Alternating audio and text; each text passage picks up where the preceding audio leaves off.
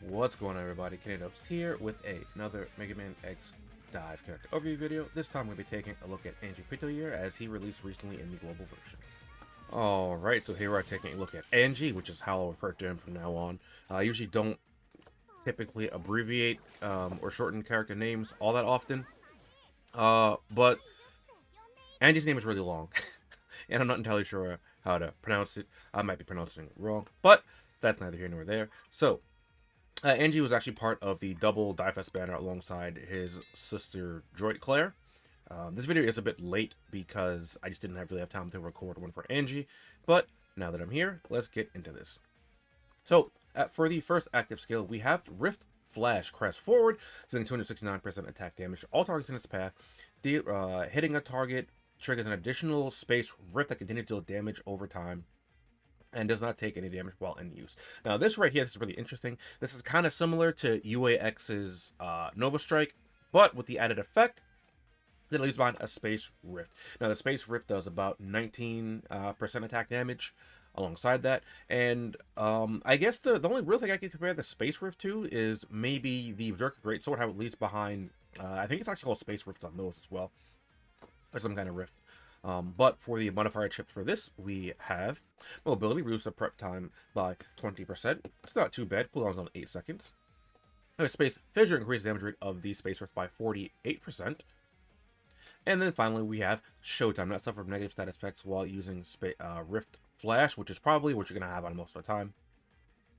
Showtime is just such a good modifier chip, and then having access to true Showtime is very, very good as well, because you already have the iframes from this, and then you get the nullification of status effects while doing that.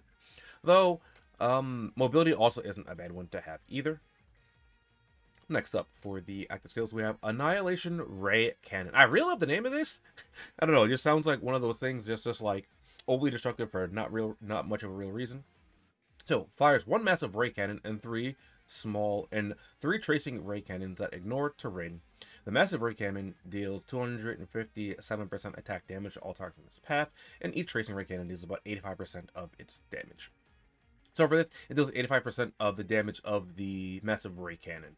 So that's good to keep in mind there. Like, it's not 85% of your current attack damage. It's of the damage that this does, 85%.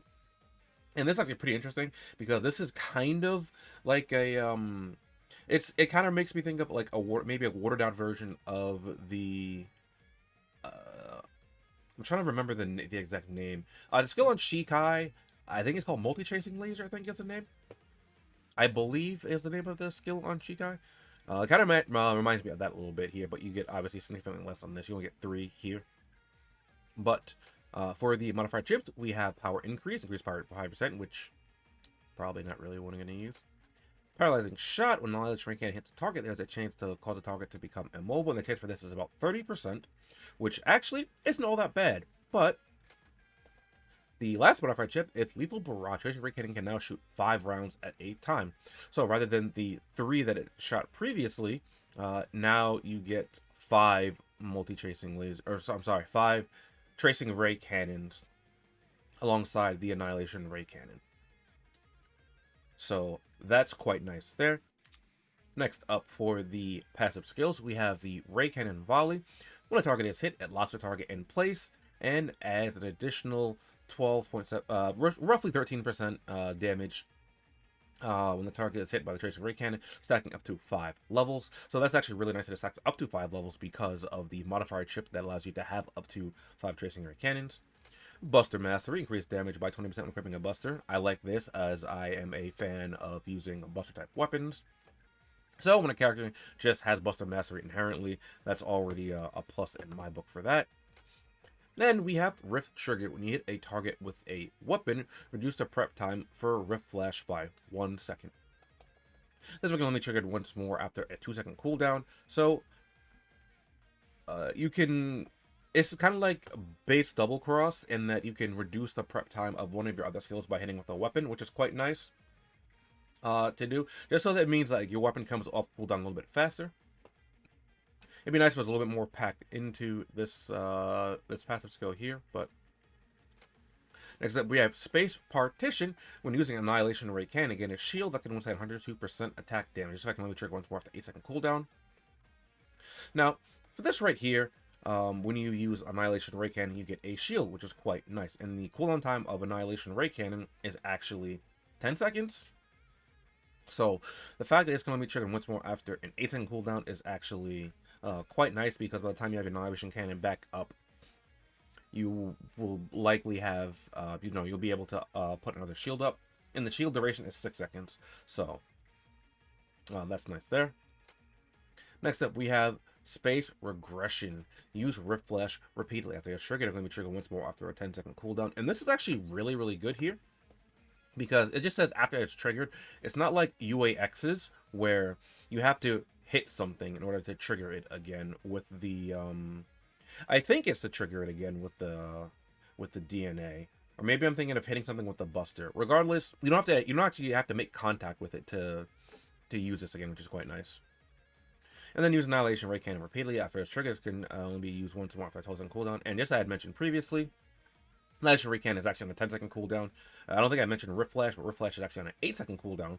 So, assuming you're not making use of like of Rift Trigger, you will have these back about 2 seconds after they come back naturally. But if you're actively making use of Rift Trigger, obviously it's going to change how frequently you can do that by a little bit, just because your cooldown will come back a bit faster than they would normally if you were just using, them naturally.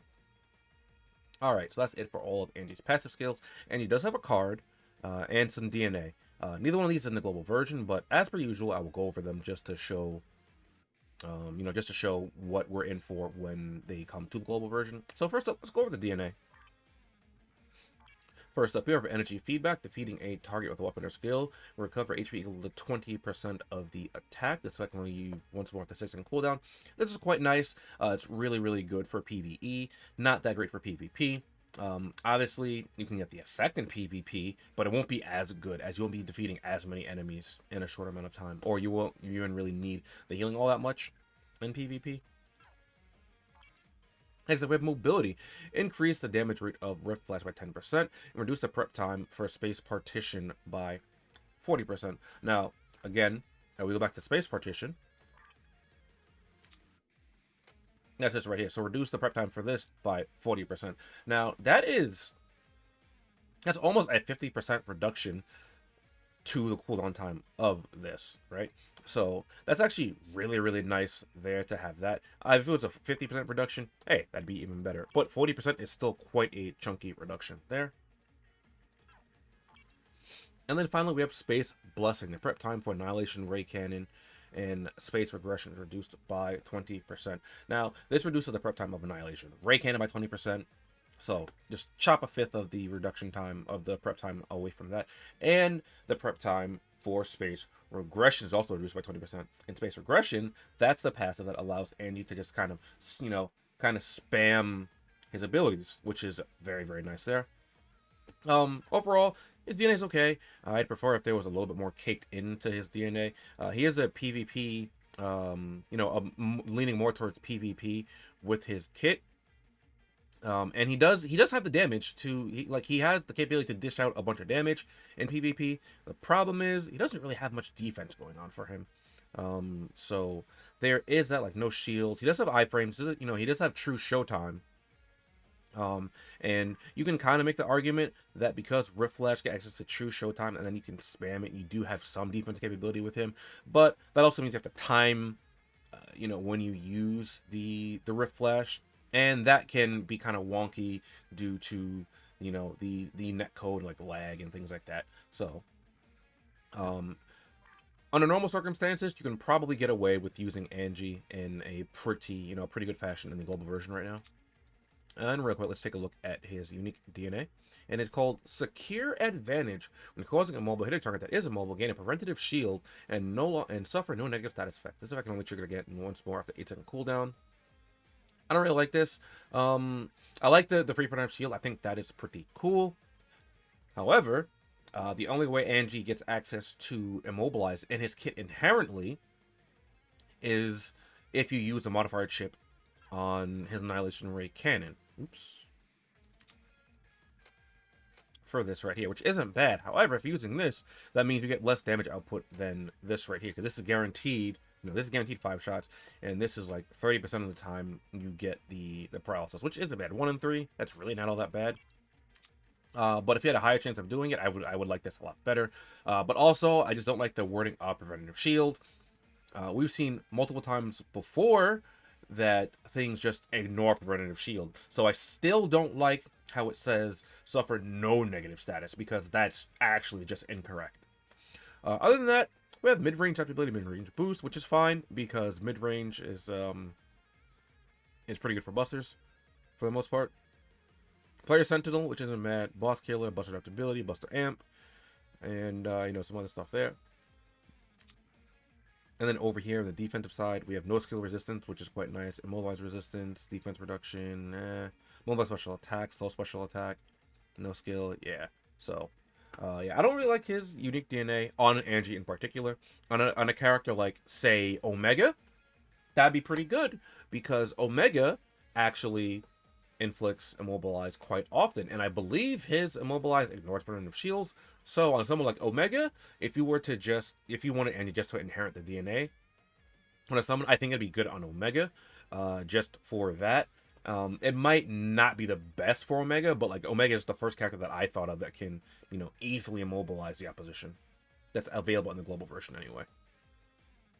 So now let's take a quick look at some weapons that will pair well with Angie. Alright, so coming over here to our weapons, Angie does prefer to use Buster, so let's take a look at some much that will pair well with him in PvP. First up, Sniper Buster, or a Sniper Style Buster, I guess I should say. As per usual, Sniper Buster is an option, Destructive Laser is also an option, but Explosive Bullet I think is the best option, especially for PvP. Insane range, insane damage potential due to the hidden skills, and you also have wow, words are hard.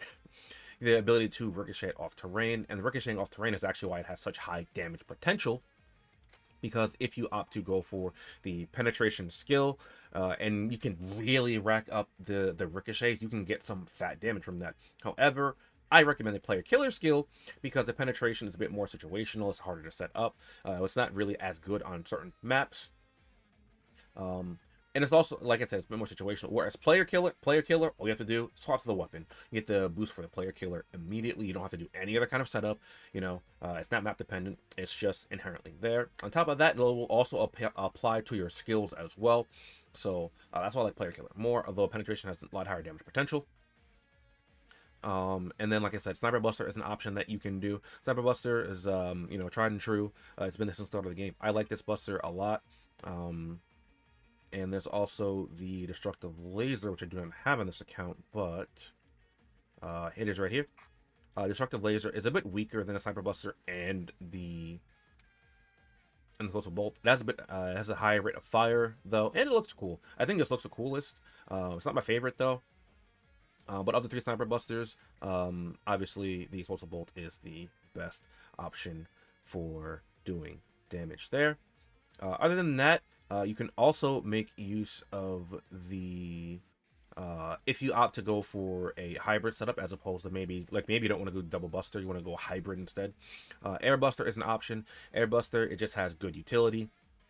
Gives you access to speed boost. It can also reduce a bit of damage as well, and you have quick reload on it, so that gives you more access to the speed and by association damage. But you're not really using this for the damage. You're using this for the capability of of the speed. Though if you use this for PvP, you probably won't have rapid reload on. You'll probably have either defense or the homeopathy adaptability. And then if you're going to end up going for the hybrid build. Oh, actually, before I do that, I believe that the Art Cracker actually has its hidden skill now, and the reason I'm bringing up the Art Cracker, because it's in global has its hidden skill, is actually because it's Skullcracker Shot. I'm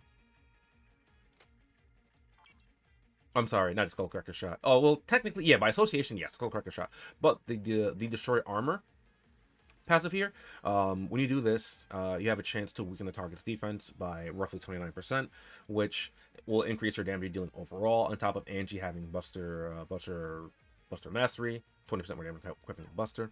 But the Skullcracker shot, when he hit a target with weakened defense, it inflicts immobilized. Now, why is that important?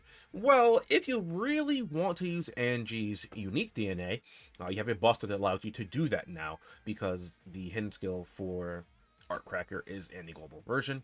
So you can hit them, you can get the defense crush, followed by getting the immobilized, and then followed by getting yourself a free preventative shield if you opt to do that. Now, the Artcracker also has the Destroyer passive as well, and while I don't typically recommend this for PvP, I do kind of like this weapon, just because this Destroyer passive right here is very similar to kind of how the Nightmare has, you know, you just kind of swing it and you stack up the attack buffs. So this could be something that you could use with Angie. I just think Hyper Busters are a lot better than that. However, I interrupted myself because I was going to talk about the options for Hybrid Buster melee build. And of course, I cannot fail to mention the Nightmare. Nightmare is just a good weapon, and it has, as I just mentioned, the option to just swing it around and get an attack buff. So there's that. You can use it for its utility now, as opposed to it being the best melee weapon. Speaking of utility, we have the Ancient Relic here as well. Ancient Relic, you use this for its utility, for the speed buff here typically, although you can also go with the Protective Rune as well, or even go to the crit damage buff. But for most scenarios, I think the speed rune is the best one. Angie already has an inherent shield, so you don't necessarily need to give him the preventative or the protective rune on this. Speed rune is just fine. Allows you to get, engage or disengage very easily. Grudge Axe, I mention this all the time. Grudge Axe is just like the best melee weapon. I don't like it all that much. I say that all the time too. But I cannot deny that it is a very, very good weapon. For those of you that don't know, Grudge Axe has a capability of not only inflicting out of control status, which reverses the horizontal movement, so left is right and right is left where you have the status, but it has the capability to steal buffs from the opponent and then give them to you, which is why this weapon is so good.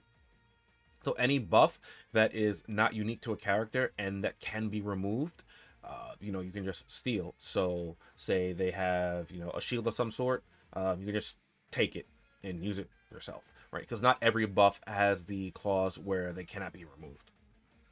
But on top of that, actually, I don't think it has a hidden skill yet in global. Never mind.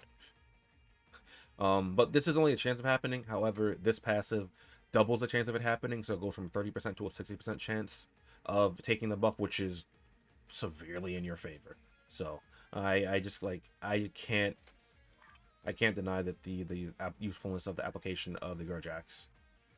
I can't forget to mention these as well. Though Angie prefers to use Buster type weapons, there are 2 launchers that are really, really good. There's 3 that you can use, but 2 of them are just really, really good. Turbo Cannon.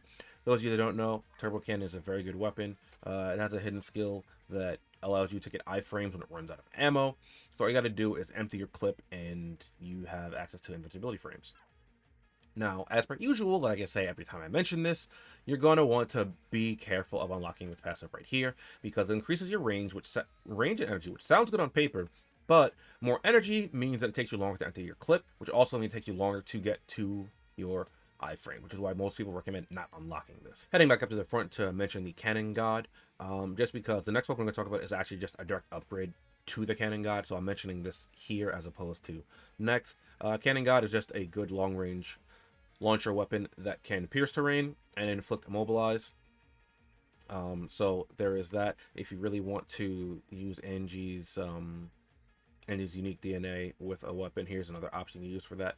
But the weapon that I was going to mention after this is the Decide's Will, and I know a lot of people don't like this weapon, but it is a fantastic weapon, so like I have to mention it. It's such a good weapon.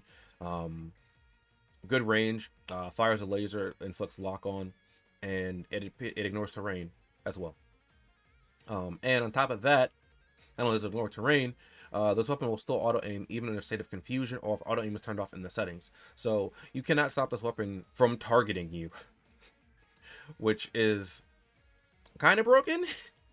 Confusion disables auto aim, but if you're confused while using the Decides Will, because this is not part of like any status effect or anything, it's just inherent to the weapon, you still auto aim, which is kind of defeats the purpose of having confusion in the first place. So, you know, that's the thing. But yeah, Decides Will, great weapon. All right, moving on to the cards. First card I want to mention is the Angie card. Do not have this yet in global. However, I want to show it here anyway, just in case we actually end up getting it soon. Here's Angie card. First passive is called Space Impact 1. When Reflash hits, it will inflict slow, and the target will reduce. It will inflict slow on the target and reduce the movement speed by 30%, which is actually quite a fat slow. And with this, you can see why he kind of has the slow special attack in his DNA. However, it doesn't make a whole lot of sense without his DNA, unless you're using like a melee weapon with the, I don't remember the chip name, but the one that makes like the, you know, the shockwave of lightning, with that, or something other way to inflict slow. But mid-range boost 2 is here as well. So if you're going to end up using this card, you just have to be careful if you're going to put mid-range boost on Angie, because this card has mid-range boost on it. Other than that, kind of our usual suspects apply here as well. You're going to want stuff like your player killer, and depending on what weapon you're using, we'll change some weapons, or we'll change some cards. Because I mentioned player killer first, got to mention the Akuma card, Master of the Fist. This is a bit better than player killer in the sense that, well, it's not necessarily better, right? But this stats with player killer, and regardless of if it's player killer 1, 2, or 3, just because that's a different name. So Akuma card is quite nice for that. And then we have the M Bison card as player killer here, as you can see on the first passive. Then the the Life Aura card, which you can get from the token shop, has player killer 2 on this, alongside the Sigma X4 card, which you can also get in the token shop, has player killer 2 there. And then there are a few more cards that player killer that are a bit easier to get. We have the Mac card and the Wheelgator card. Here's a Wheelgator card. You can actually make this in the research lab. Downside is that it's an A-rank card, so it don't have player killer 1 inherently. It will be bumped up to player killer 2 when this card is maxed. And much like the other A-rank card, Mac, only has player killer 1, but we bumped up to player killer 2 when you max it out. And this can actually be gotten from card packs, but because it's an A-rank card, it should be a bit easier for people to grab with that. Something you can actually do with the Angie card, once it comes out in global, that is, use a successfully completed card, because a successfully completed card will be able to stack with the Angie card quite nicely. And on top of that, you can stack 2 successfully completed cards to get the double amplification or buster in melee, if you opt to go that route. With this here, you get double amplification, and then you get the mid-range boost from Angie's card, which is you know, that's pretty useful there. And you get this from you can get this from your guild as well daily. And I think it's a bit easier to get than the Elite Hunters card, which is like the premier. If you're running Buster, Hybrid Buster Melee, you typically run double Elite Hunters, just because it's so good. You get double amplification and double adaptability, 2 and 3. So you get 18% damage amplification and 18% damage mitigation just by equipping these 2 cards alongside a red card, which is very, very nice there.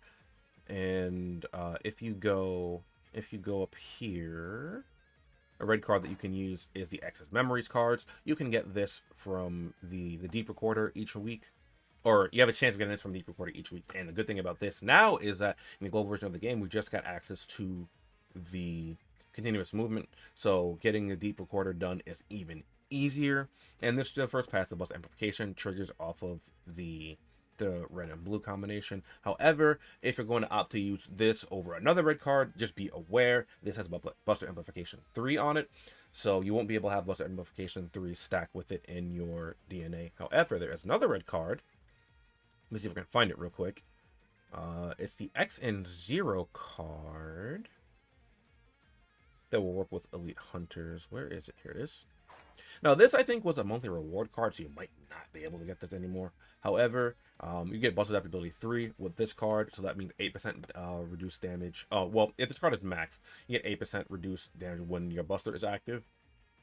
And you get access to the Adversity Amplification when your HP is below 50%, you get damage increase there. But if you want to opt to go for, say, a double Buster setup, like I prefer to do with a lot of my my comps, there is the Stopping 100 with 1 right here. You get double buster, get 2 busters at the same time, increase damage deal by 8%, which is quite nice there. I don't remember where to get this though. I think this was a monthly reward card, so you might not be able to get this one anymore. But there is one that you can get from your guild. Right here, called the Bitter Struggle card. So this one you can get from your guild, though it is an A rank card. So by default, you have double amplification 1 when it gets back to double amplification 2. Triggers off of blue green. So you won't you'll be able to stack it with itself, but you know, you go double green and then a blue of some kind. However, you know, this is just like a backup option if you don't have another one for double amplification. I forgot to mention the guild development card. In case you don't have elite hunters yet, you can substitute this in for that, because you get double amplification 1, but when it's maxed double amplification 2, so this one's a max copy and this one is a non-max copy. You see double amplification 1 there for buster melee. Alright, so that's going to be it for this video. Sorry this video was a bit late. But yeah, this should be out, I think, on Sunday. The event should still be up by then. So good luck to those of you who pulled or are going to pull for Angie. You know, maybe get some last minute pulls in. Real quick before I end off this video, I'd like to give a quick shout out to my Patreon and YouTube channel members. Thank you for supporting me, allowing me to continue doing what I do. If you'd like to support me as a channel member or as a patron, find the link down below in the description. And I will catch you guys next time. Later.